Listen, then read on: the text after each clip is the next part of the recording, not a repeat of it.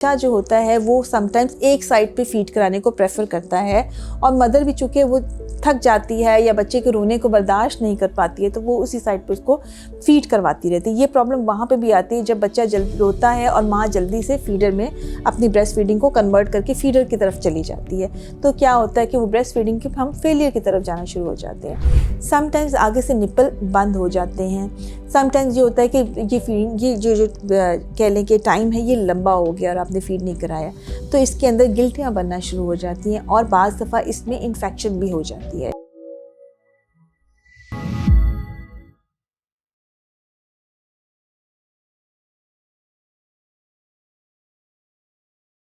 इससे पहले वीडियो में हमने बात की कि हम कैसे सक्सेसफुल ब्रेस्ट फीडिंग है उसको इस्टेब्लिश कर सकते हैं। इस वीडियो में हम बात करेंगे कि ब्रेस्ट फीडिंग के साथ क्या क्या प्रॉब्लम्स जो हैं वो हो सकती हैं। इसमें ये अगर हम कहें ना एडवांटेजेस डिसएडवांटेजेस, तो डिसएडवांटेज तो कोई भी नहीं है ब्रेस्ट फीडिंग करवाने का, सिवाय ये कि आपको टाइम बहुत देना पड़ता है, मुश्किल होता है, आपकी जो है वो आपको सारी एक्टिविटीज़ को भी कट डाउन करना पड़ता है और मेहनत करनी पड़ती है। ये एक ही डिसएडवांटेज है। बच्चे के पॉइंट ऑफ व्यू से तो इसके फ़ायदे ही फ़ायदे हैं। अब ये कि हम आप इस वीडियो में बात करेंगे कि प्रॉब्लम्स क्या हैं जो हमें फेस होती है। एक तो ये जो कॉमन है कि अच्छा सोर निपल हो गया है, निपल में डैमेज हो गया है, थोड़ा सा ब्लड आना शुरू हो गया, दर्द होना शुरू होगी, जिसकी वजह से माँ कभी एक साइड पर जो है वो बच्चे को ज़्यादा फीड करवा देती है, दूसरी साइड पे कम करवाती है। बाज़ दफ़ा वहाँ पे ज़ख़म भी बन जाते हैं, छोटा सा अल्सर भी बन जाता है और अगर आप उसको टाइमली ट्रीट कर देते हैं, उस पर कोई एंटीबायोटिक लोकल लगा देते हैं या कोई ऐसी वेज़लिन टाइप या कोई ऐसी चीज़ लगा देते हैं जिससे एक लेयर प्रोटेक्शन की बन जाती है, तो हीलिंग बड़ी क्विक होती है।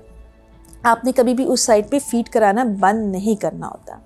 प्रॉब्लम्स यूजुअली क्या होती हैं कि बच्चा जो होता है वो समटाइम्स एक साइड पे फीड कराने को प्रेफर करता है और मदर भी चूँकि वो थक जाती है या बच्चे के रोने को बर्दाश्त नहीं कर पाती है तो वो उसी साइड पे उसको फीड करवाती रहती है। ये प्रॉब्लम वहाँ पे भी आती है जब बच्चा जल्दी रोता है और माँ जल्दी से फीडर में अपनी ब्रेस्ट फीडिंग को कन्वर्ट करके फीडर की तरफ चली जाती है। तो क्या होता है कि वो ब्रेस्ट फीडिंग के हम फेलियर की तरफ जाना शुरू हो जाते हैं। सो ये वो होती है कि यहाँ पर आपने अपनी एफर्ट्स को कंटिन्यू करना होता है और आपने ब्रेस्ट फीडिंग की तरफ ही तवज्जो देनी होती है। अब अगर आप बच्चा एक तरफ फीड करता जाएगा तो भी ब्रेस्ट जो है ना वो शेप चेंज होना शुरू हो जाती है, दूसरी ब्रेस्ट के अंदर जो है वो मिल्क इकट्ठा होना शुरू हो जाता है, जो कि प्रॉब्लम का बाइस बनता है। वहाँ पे गिल्टियाँ बन जाती हैं या ब्रेस्ट इंगॉर्जमेंट हो जाती है। तो ये चीज़ भी आपने डिस्करेज करनी होती है। आपने बच्चे को दोनों तरफ से ही दूध पिलाना होता है। तीसरी बात जो है इसमें हम ये करेंगे कि अगर ब्रेस्ट इंगॉर्ज हो गई है तो फिर क्या करना है। इंगॉर्ज ब्रेस्ट से मुराद मेरी ये है कि अगर फ़र्ज़ करें आप कहीं गए हुए हैं या बच्चे ने फ़ीड नहीं किया या आप किसी वजह से फ़ीड नहीं करवा पाए तो ब्रेस्ट मिल्क जो है वो इकट्ठा होना शुरू हो जाता है और जब तक वो रिलीज़ नहीं होगा तो ब्रेस्ट में दर्द होना शुरू हो जाएगी, जिसे कहते हैं ब्रेस्ट इंगॉर्ज होना शुरू हो जाती है। समटाइम्स आगे से निपल बंद हो जाते हैं। समटाइम्स ये होता है कि ये फीडिंग ये जो कह लें कि टाइम है ये लंबा हो गया और आपने फीड नहीं कराया तो इसके अंदर गिल्टियाँ बनना शुरू हो जाती हैं और बाज़ दफ़ा इसमें इन्फेक्शन भी हो जाती है। ये इन्फेक्शन अमूमन इसी बैक्टीरिया से होती है जो बच्चे के मुंह में होता है या हमारी स्किन में होता है।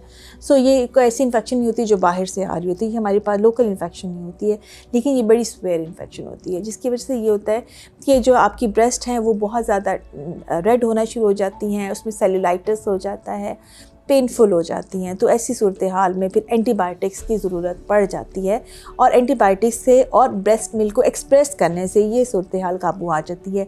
ये भी कोई इंडिकेशन नहीं है कि आप ब्रेस्ट फीड करवाना छोड़ दें। कुछ औरतों को जिनमें ये प्रॉब्लम आ रही होती है या जो वर्किंग लेडीज़ होती हैं जो बाहर जा रही होती हैं वो ब्रेस्ट पंप भी यूज़ कर रही होती हैं, जिसकी वजह से वो ब्रेस्ट मिल्क को एक्सप्रेस कर लेती हैं, उसे बॉटल में डाल देती हैं और बच्चे को यानी उसके दरमियान फीडर के दरमियान यानी दूसरे फार्मूला मिल्क के साथ देना शुरू करती हैं। याद रखिएगा जो हमारा फार्मूला मिल्क होता है, जो आप डब्बे का दूध दे रहे होते हैं, वो मीठा होता है, उसको हज़म करना भी थोड़ा मुश्किल काम होता है, इसलिए वो बच्चा ज़्यादा देर के लिए उसमें टाइम गुजार जाता है। जो ब्रेस्ट मिल्क होता है वो कम मीठा होता है और एट द सेम टाइम वो बड़ी जल्दी से हज़म हो जाता है।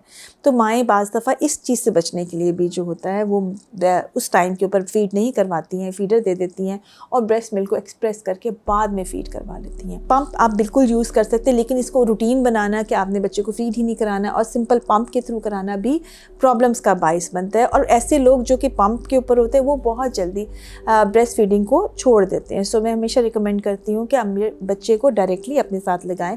इससे मदर की और बच्चे की बॉन्डिंग भी इम्प्रूव कर जाती है और प्रॉब्लम्स भी कम से कम क्रिएट होती है, अनलेस कि कोई मजबूरी है, आपको कहीं जाना है, आप कहीं काम करते हैं, और तब ये है कि आप ये तरीक़ाकार जो है वो अपनाएं।